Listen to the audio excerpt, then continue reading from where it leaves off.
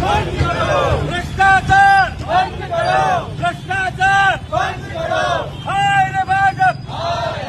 હાય રે ભાજપ હાય રે ભાજપ હાય રે નગરપાલિકા હાય રે નગરપાલિકા। મારું નામ વિમલ ચુડાસમા છે। નેવું સોમનાથના ધારાસભ્ય તરીકે સેવા આપું છું। ત્યારે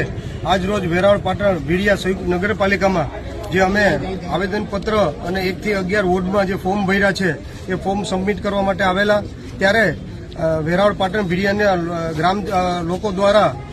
અવારનવાર વેરાવળ નગરપાલિકા જે 10-15 વર્ષથી ભાજપ શાસિત નગરપાલિકા છે ત્યાં અવારનવાર તેમને ફરિયાદો લઈને ગયા, પણ એમનું ફરિયાદનું નિવારણ ન આવતા તેમને મારો કોન્ટેક્ટ કર્યો અને એક ધારાસભ્ય તરીકે મેં જે સ્થળોની રૂબરૂ મુલાકાત લીધી, 1 થી 11 વોર્ડોમાં સ્થળની મુલાકાત લીધી, ત્યાં ફોર્મો ભર્યા। અંદાજિત 631 ફોર્મ